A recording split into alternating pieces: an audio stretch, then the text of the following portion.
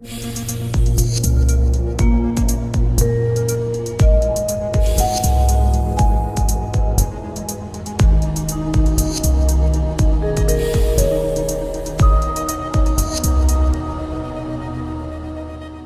I was a child, I thrived on the fabled stories of Grimm's fairy tales or Hans Christian Andersen stories like The Ugly Duckling or the Princess and the Pea. Or if you didn't even know this one already, The Little Mermaid was one of those. Jack and the Beanstalk was one of those. And they transported me to magical lands that nurtured my imagination. And that place was where anything could be possible. And I believe all of my creative thinking skills today started with those kind of stories. When my parents exposed me, though, to Bible stories, my world began to open up to moral and spiritual truths in a much deeper way. And they began to show me something about myself. They showed me how I could live, and they taught me lessons about faith and about character. And while the fairy tales could take me on imaginative adventures, you know what the Bible stories would do? They connected me with a much deeper value and belief inside of me. You know, J.R. Tolkien once wrote this. He said, "The Gospels contain a fairy story of a very much larger kind, which embraces the essence of all stories." And I think he was right.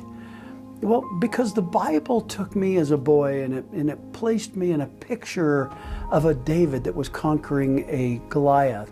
And it told me that I could also be, well, I could be a Daniel in the lion's den. And you know what? I'd be okay because my God was with me.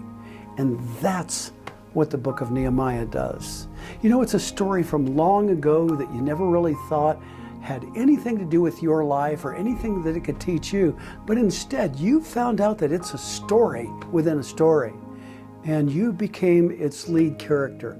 That's the brilliance of this book, really, and we're going to go back to it on this Sunday.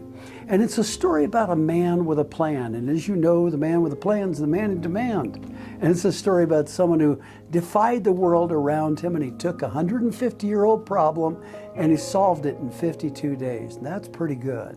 But mostly it's really about a man who trusted God to use him, and even when nobody else even saw the problem, God used him. And if you don't even see the problem, you'll never be able to find the answer. But I think the great lesson from this book, or the book of Nehemiah, is this. We need to see the importance of intentional leadership, and that includes a couple of things. It includes being prayerful, it includes effective planning, and it includes leading by example while I face opposition, which every one of us does. And I know it sounds like we could all use some lessons of this in our own life, don't you think? So we're going to get back to those themes and that lesson on Sunday, and what a time we're going to have. But until then, may you look to become intentional in everything that you do for the Lord.